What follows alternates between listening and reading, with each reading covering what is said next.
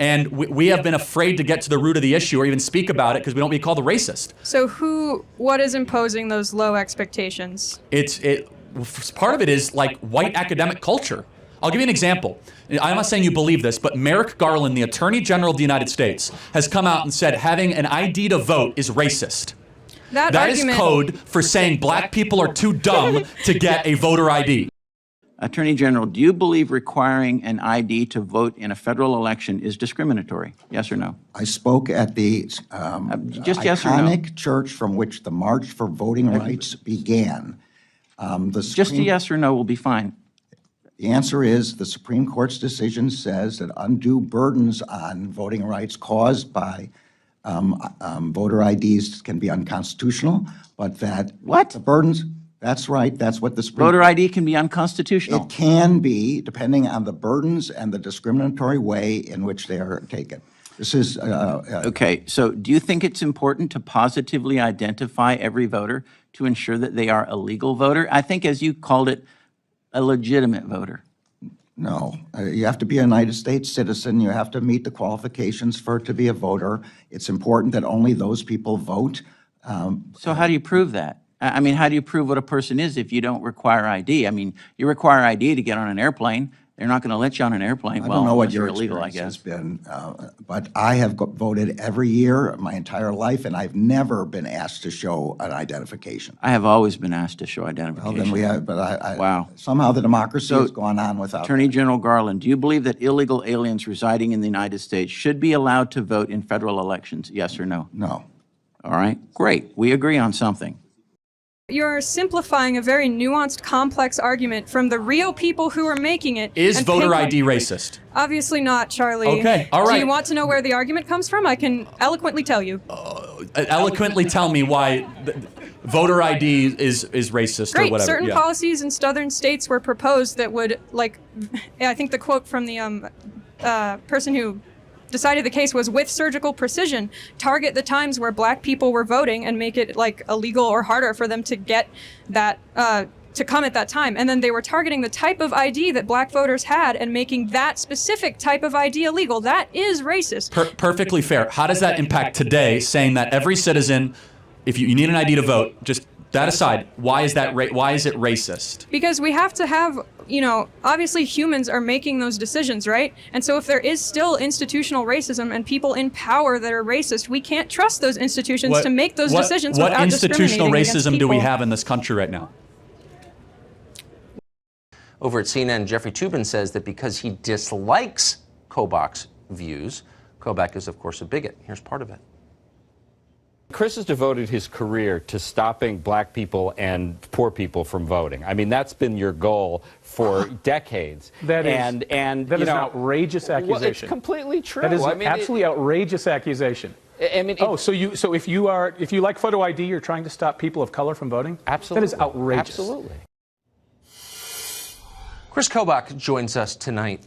Chris, thanks a lot for coming on. So, is there an argument that, and we've done this topic a couple of times, but I don't fully understand it. So the idea is what you just said. If you're trying to make certain that people vote legally and ask for ID, that's an act of bigotry. What is flesh out that argument, if you would? I don't understand it.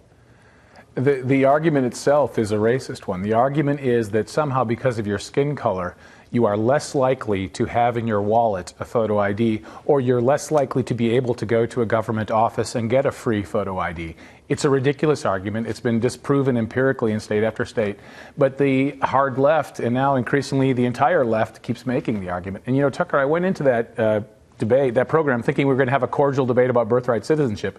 But as soon as Jeffrey Toobin started losing the argument, he just out of the blue says, well, you've devoted your career to stopping people of color from voting. It's crazy. You're a bad person. And it just showed how weak. But I wonder why, I mean, since ID is required for everything. I mean, you can't cash your paycheck. You can't get on an airplane. You can't stay in a hotel or rent a car. I mean, you can't get into buildings without an ID. So why does no one ever call those laws racist, I wonder? Well, because maybe they aren't racist, and maybe it's not racist for your bank to insist on an ID when you cash a check. The challenge I would give you, and to anybody who shares your view, is explain why voter ID laws are controversial. Why is it racist to have a voter ID law? And the fact that people are using racist allegations against the simple premise of having a driver's license to vote is what is breeding public mistrust in our elections. And I'll make a pledge to everybody in this country, Republican or Democrat. If we get to voter ID laws that match the voter file and have single-day voting on Election Day as a national holiday, I'm done, and anybody else in the Republican Party should be done as well, and the Democratic Party too, in complaining about election integrity. Do it the way Puerto Rico does it, and if they do it in Puerto Rico, we can do it in the rest of the United States, and turn this page so that we're not talking about this issue. But the fact that voter ID laws are themselves controversial with the left reveals that there is a real issue here, that if a voter ID law is deemed racist, and you're not even allowed to talk about advocating for that without undergoing this kind of grilling, that reveals a real issue and loss of public trust that I do believe we need to fix to unite this country. That's my hope, and I do think a solid victory, which we are not debating on November 6th, for either candidate, I hope it's Donald Trump, is something that will unite this country, and that's what I'm rooting for. Well, I think it's because the consequence that I certainly hope from your perspective is inadvertent, is that it discourages some people who have the right to vote from voting in numbers that far eclipse what you're talking about solving with this non-existent problem. But I respectfully disagree with Ramaswamy, that, just as it doesn't deter them from driving. But I think that that's a reasonable discussion for us to have in good faith rather than dismissing voter ID laws as racist. At least that's a constructive step in the debate. I don't know. I didn't. 지난 11월 미국 선거의 이 차트를 살펴보세요. 카멀라 해리스가 당선된 모든 주에서는 투표에 신분증이 필요하지 않았습니다. 이들은 모두 유권자에게 신분증을 요구하지 않는 민주당을 지지하는 주입니다. 실제로 캘리포니아 주지사 개빈 뉴섬은 최근 10월 1일 주정부가 유권자에게 투표하기 위해 신분증을 요구하는 것을 불법으로 규정하는 법안을 통과시켰습니다. 선거 당일 트위터에서는 중국이나 캐나다에서 온 외국인이 비시민권자로서 투표하는 것이 얼마나 쉬운지 증명하기 위해 이 주에서 투표하는 모습을 촬영하는 동영상이 많이 유포되었습니다. 일론 머스크는 지난 한 해 동안 미국에서 유권자 신분증 법의 필요성에 대해 가장 큰 소리를 낸 사람 중 한 명이었습니다. 그는 민주당이 이 모든 불법 이민자들을 민주유권자로 전환하는 것을 허용하고 있다고 주장했습니다. 미국 선거는 대부분 10만에서 15만 명의 무소속 스윙스테이트 유권자들이 결정한다는 점을 고려할 때 머스크는 민주당이 불법 이민자들을 스윙스테이트로 보내고 있다고 주장했습니다.